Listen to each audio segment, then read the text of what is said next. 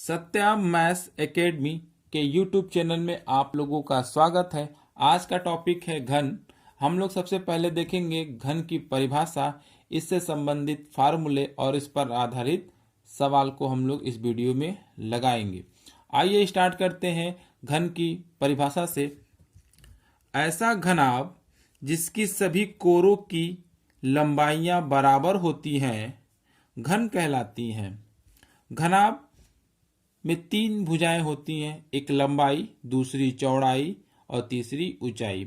घनाभ की तीनों भुजाएं लंबाई, चौड़ाई, ऊंचाई यदि बराबर होती हैं तो कहलाती हैं घन कहलाती हैं। आइए स्टार्ट करते हैं। घन की प्रत्येक कोर को घन की भुजा कहते हैं। घन का प्रत्येक फलक एक वर्ग होता है तथा सभी फलक आपस में बराबर होते हैं। आइए सबसे पहले हम लोग देखेंगे फलक किसे कहते हैं। तो ये घन का एक फिगर है। सबसे पहले हम लोग देखेंगे घन का फलक किसे कहते हैं। तो ये जो आकृति है, इस आकृति को घन का फलक कहते हैं और ये एक वर्ग के आकृति का है। ये किस आकृति का है? वर्ग के आकृति का है। तो कह रहा है सभी फलक आपस में बराबर होते हैं। इसे हम लोग कहते हैं घन की भुजा। इसे हम लोग क्या कहेंगे? घन की भुजा कहते हैं। ये भी घन की भुजा हो जाएगी और आपका ये भी घन की भुजा हो जाएगा। ये घन की लंबाई होगी, ये घन की चौड़ाई हो गई और ये घन की ऊंचाई होगी। यदि घन की लंबाई, चौड़ाई, ऊंचाई सभी आपस में क्या होते हैं? बराबर होते हैं। आइए स्टार्ट करते हैं। सबसे पहले हम लोग घन के फार्मूले से। तो सबसे पहले हम देखेंगे घन का आयतन। सबसे पहला फार्मूला हमारा हो जाएगा घन का आयतन का।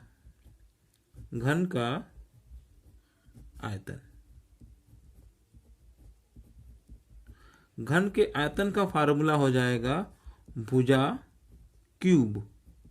घन का आयतन हो जाएगा भुजा क्यूब, यानी भुजा गुणे भुजा गुणे भुजा, यानी भुजा क्यूब। सेकेंड फार्मूला हमारा होगा घन का संपूर्ण पृष्ठ।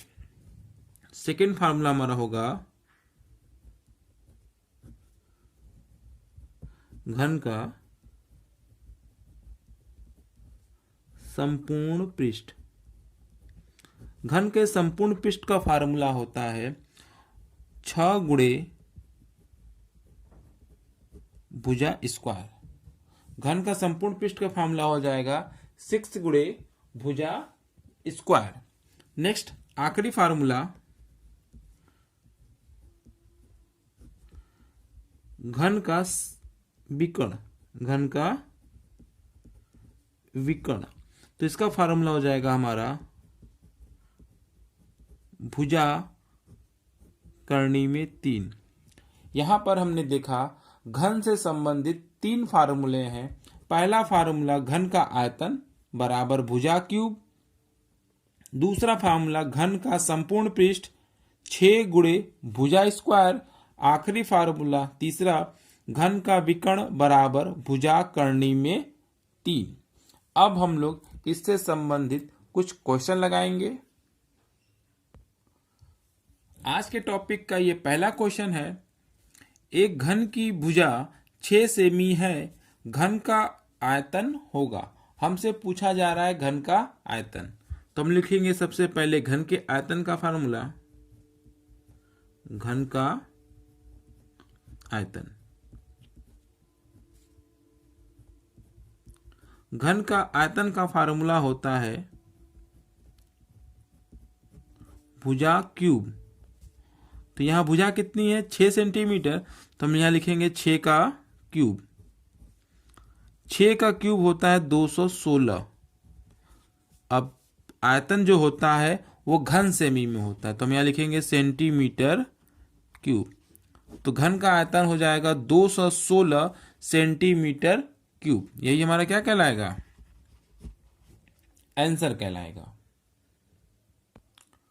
आज के टॉपिक का ये हमारा क्वेश्चन नंबर 2 है।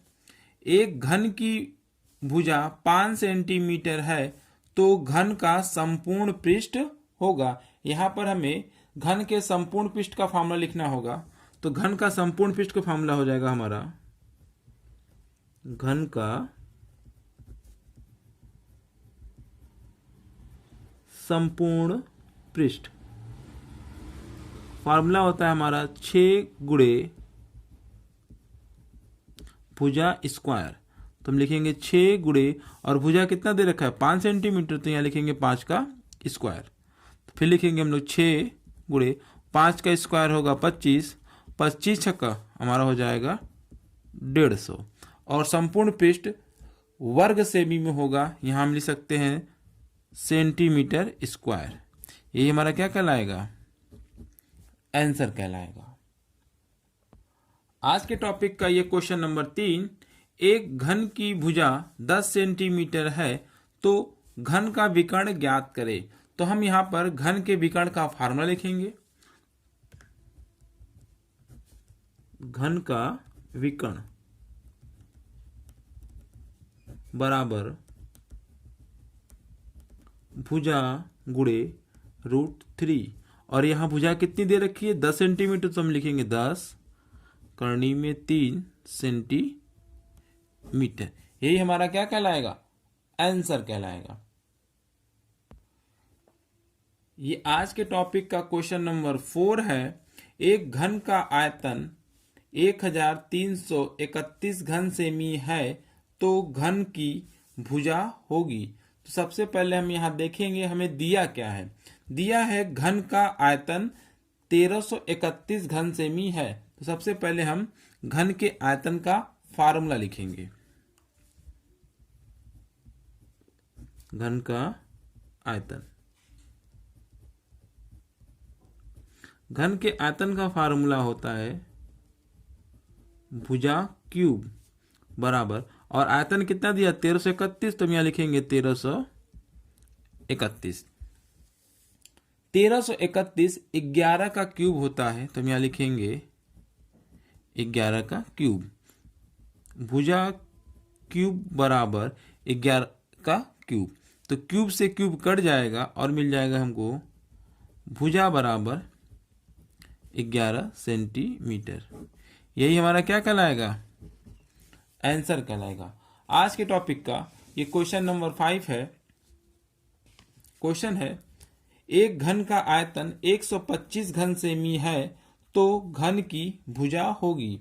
तो ऊपर वाले क्वेश्चन की ही तरह है। तो सबसे पहले लिखेंगे हम लोग घन का आयतन का फार्मूला। घन का आयतन बराबर भुजा क्यूब, और घन के आयतन का मान दिया है 125, तो यहां लिखेंगे हम लोग 125। 125 किसका क्यूब होता है, भुजा क्यूब बराबर 125 5 का क्यूब होता है। क्यूब से क्यूब कैंसिल हो जाएगा, मिलेगा भुजा बराबर 5, और यहाँ पे मात्रक सेंटीमीटर में दिया है तो यहाँ लिख देंगे सेंटीमीटर। घन की जो भुजा हो जाएगी वो हो जाएगी हमारी क्या 5 सेंटीमीटर। आज के टॉपिक का ये क्वेश्चन नंबर 6 है। एक घन का संपूर्ण पृष्ठ 24 वर्ग सेमी है तो घन की भुजा होगी। तो इसमें देखेंगे सबसे पहले संपूर्ण पृष्ठ दिया हुआ है 24 वर्ग सेमी। तो सबसे पहले हम करेंगे क्या, संपूर्ण पृष्ठ का फार्मूला लिखेंगे। तो घन के संपूर्ण पृष्ठ का फार्मूला होगा हमारा घन का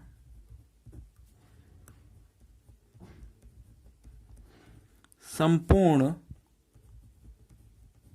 पृष्ठ बराबर 6 गुणे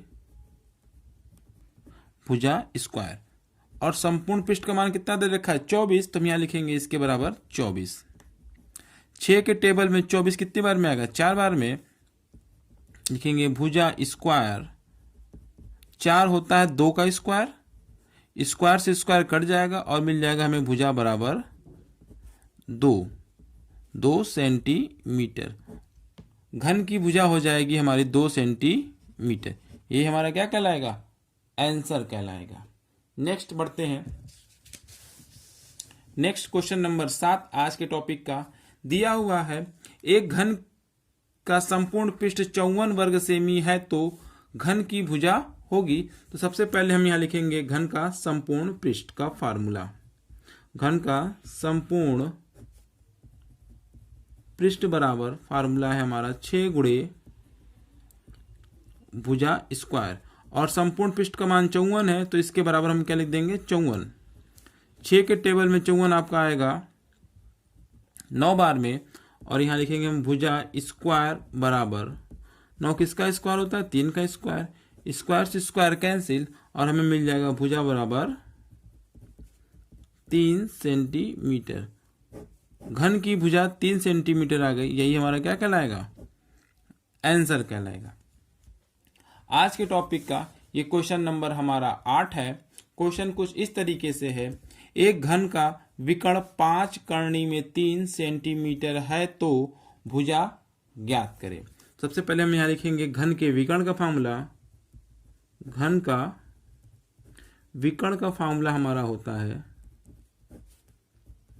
भुजा करनी में 3, और हमें विकर्ण का मान दिया है 5 करनी में 3, तो हम यहाँ लिखेंगे 5 करनी में 3।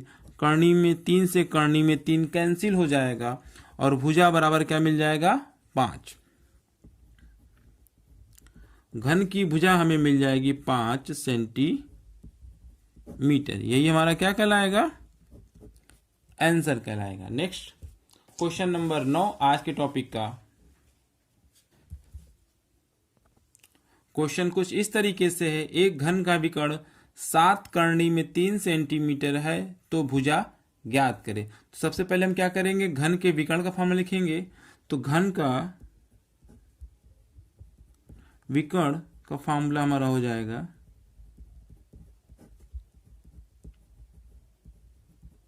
भुजा करनी में 3, और विकर्ण का मान दिया है 7 करनी में 3, तो यहाँ लिखेंगे 7 करनी में 3। करनी में 3 से करनी में 3 कैंसिल हो जाएगा और हमें क्या मिल जाएगा भुजा बराबर 7 सेंटीमीटर। तो हम यहाँ लिख देंगे भुजा बराबर 7 सेंटीमीटर, यही हमारा क्या कहलाएगा आंसर कहलाएगा।